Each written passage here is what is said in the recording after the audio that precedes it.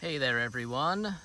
This is something I've been meaning to do for a while, which is do a nice comprehensive video of my forest garden. And I did an interview with JJ Walsh on her Seeking Sustainability Live show the other week, and it has inspired me to make this video now. So if you are interested in forest gardening, go check out JJ Walsh on YouTube. You can watch my video and some of the other great interviews that she does. And what I'm gonna do now is just sort of go through nice and slow and talk about some of the features of the forest garden. And if you're already familiar with forest gardens, then this is probably all old news to you. But basically, in a forest garden, there are 7 layers of vegetation. So you've got the canopy. In my yard, there are, on the right there is a Japanese alder, and there's a black locust. And then those are probably the only true canopy trees that I have. Then you've got the sub-canopy, which is basically the next tier of vegetation down. I've got some apples, plum tree, some loquat, some gumi, some acacia. I'll go through all these in more detail. Over here I've got a Japanese maple, an olive tree, a pear tree, and a pomegranate tree. And then you've got like the shrub layer, where I've got like a goji berry over here. I've got some blueberries further on in the back there. We'll get over there in a few minutes. And then you've got the sort of herbaceous perennial layer. So in here I've got loads of comfreys are really spreading around everywhere. I've got some bilberry plants over here and other flowers and perennial vegetation, things like lemon balm, and I always forget what this stuff's called. All right, maybe it'll come to me after. And then you've got your ground covers. So I've got loads of white clover here, and some creeping thyme and things like that. And then you've got the vine layer, and I've got a few different kinds of vines here. We've got, this is akebi in Japanese. In English, it's a chocolate vine. I've also got some hardy kiwis, and I think that's it for vining stuff around here. And then you've got the underground layer. And so for perennial plants, I've got, this is myoga, Japanese ginger here, and I've got some, what are they called over here? Some Jerusalem artichokes. So these are all perennial plants that keep coming back every year. All right. So the other kind of major feature of forest gardens is this notion of guilds, where you plant different groups of trees and plants together, and they all sort of work together, helping each other. So, for example, I'll go through some of my guilds here. This is the Japanese alder, and this is a nitrogen-fixing tree. So I've got that in the center of this guild here. And then around that, I've got, within the different layers of the forest garden, I've got some other trees and plants that will feed off the nitrogen that this alder is fixing. So this is a prune tree here. This would be sub-canopy, I would say, and a strawberry tree there. All right, and this is a cherry tree, actually, so things are planted a little bit close together here. I might have to transplant some stuff. The kind of shrub layer, I've got some black currant and some gooseberries. There's another gooseberry over there. And then the herbaceous perennial, I've got some lavender over there. And then ground cover layer, I've got all these wild strawberries. I planted a few wild strawberry plants a couple years ago, and it's just spread throughout the whole yard. So, and then there's like some comfrey popping up. This stuff's popping up everywhere. And there's some peppermint over here, and I planted some raspberries, but they're not doing so hot. They might need a little more sun or something, but here's some raspberry and The mint doesn't seem to be doing so great right now either. But here's some hardy kiwis, which are getting ready to harvest. So that's one guild. Ooh, big old butterfly. Got some blueberries here.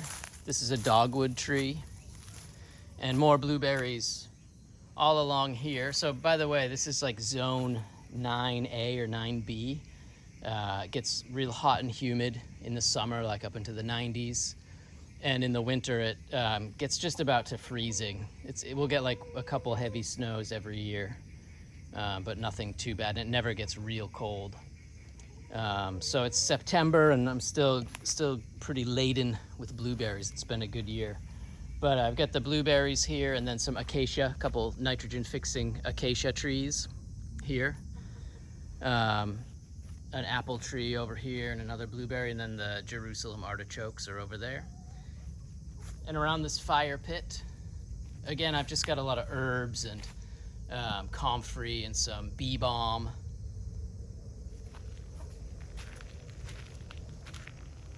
This is a Juneberry tree.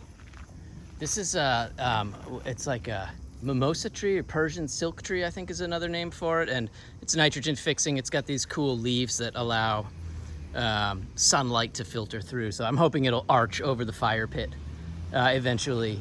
And all these trees will start to provide some shade so we can hang out here in the summer. This is another prune tree.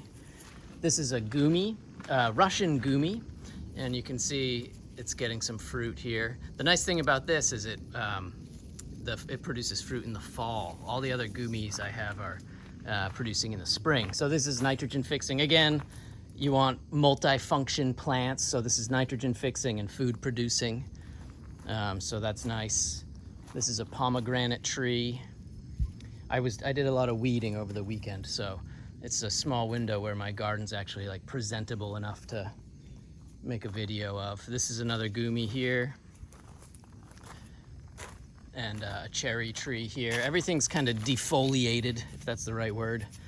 It's the end of the summer, so it's been hot and bugs have been eating things all summer long, so not quite as lush as it would be in the summer. But these are the Jerusalem artichokes, another nice perennial.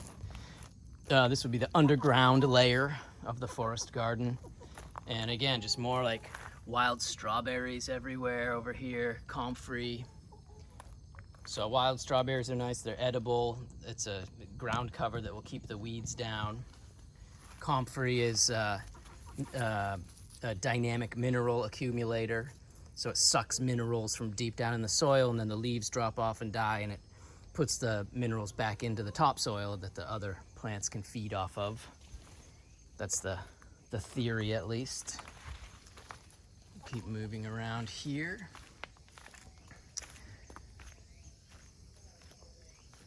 So here's another guild with the black locust, which is nitrogen fixing.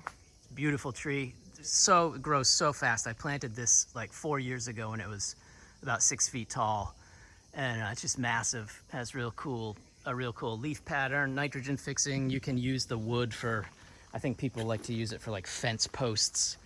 And then over here we've got some spearmint and wild strawberries. We've got the underground layer of the Japanese ginger, which didn't really produce. It looks great, but usually you get little bits of ginger coming out right from the base. But these, as beautiful as they are, didn't really produce much this year. This is one thing about the black locust. It pops these suckers up everywhere. So, gotta keep an eye on that.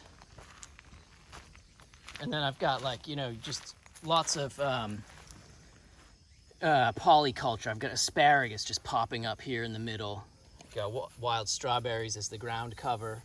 This is a gumi tree, which is nitrogen fixing, food producing. This is a mulberry tree, which just produces loads and loads of fruit. Need to trim it down a little bit. If you get one of these, do not plant it right next to the walkway, because it will just droop over and become an impediment to getting to your front door. But again, here's comfrey that's just popped up on its own, and some rosemary. Got some apples here. This is the first year that the apples have turned into fruit. They don't look real good. They're like gray and kind of messed up looking, but we'll see. A few have dropped already and we ate them and they were pretty good. Got some lilacs here. And so this is my vegetable garden. I'm in the middle of getting it ready for fall plantings. Big wheelbarrow full of weeds. And then this is like a little pond area. When it rains, the water flows into here and it dissipates pretty quickly. It hasn't worked out quite as I hoped it would. But I've got some cattails in here that are sort of surviving and migrating around this little depression. So I don't know, this is sort of an experiment that hasn't worked out perfectly. Getting some olives for the first time this year. So these are nice. Again, here it's just all, I've got like Echinacea. This is Echinacea. This is like this thing, it's some Japanese mountain vegetable. I can't recall the name. And I didn't realize it, but it seems to be popping up all around. It's also suckering. So that's kind of cool. Around the perimeter here, I've got strawberry trees. And these will grow nice and big. They produce fruit. It's evergreen, so it'll, it'll provide privacy once they get big enough. Go through here. Again, like in the spring, all this is just like super lush with white clover and like buzzing with bees, but it's the end of the summer, so it's died off a little bit, but it's perennial nitrogen fixing ground cover. So it's really great. Spider webs everywhere. This is the Goji berry tree. This is a Nanking cherry tree, which has been pretty demolished by beetles at this stage of summer, but pretty prolific fruit producer. I've got a little peach tree here that doesn't look so hot. Got lemon balm, more wild strawberries down there, comfrey just blowing up all over the place. This is a red currant, which it's really looking hurting. It's still alive, but a lot of these stalks are dead. So got some chives that are flowering. This is a cinnamon tree. This is another bilberry. This is some citrus fruit. I can't remember exactly what it is, but very fragrant leaves. Smells real nice. Just another vegetable bed here. This is another nice little guild. It's got a nitrogen fixing gumi tree here. You got the loquat and some ground covers down here. You got comfrey, chives. Why can't I remember? This is a nice dynamic accumulator. It gets nice little flowers. What's it called? Totally spacing out on the name. But anyway, this is another little guild. Got chives everywhere that sort of migrate around. Some rosemary here. This is just a peach tree and another gumi tree here, so kind of feeding nitrogen and mint and wild strawberries. You can see it's just cruising all over the place, these wild strawberries. This is St. John's wort, I think, so very minty. These are supposed to be plants that are very fragrant and sort of scare off the undesirable insects. It doesn't seem to work that well because there are plenty of those here, but got some more asparagus popping up here. More lavender in there as a ground cover, more chives. This is another cherry tree. And in the middle of this guild, I've got the nitrogen fixing acacia tree, which is also evergreen. It's getting a little bit taller. I'm trying to keep it from growing too fast so it doesn't get top heavy. I'm trying to get that trunk to thicken up nicely.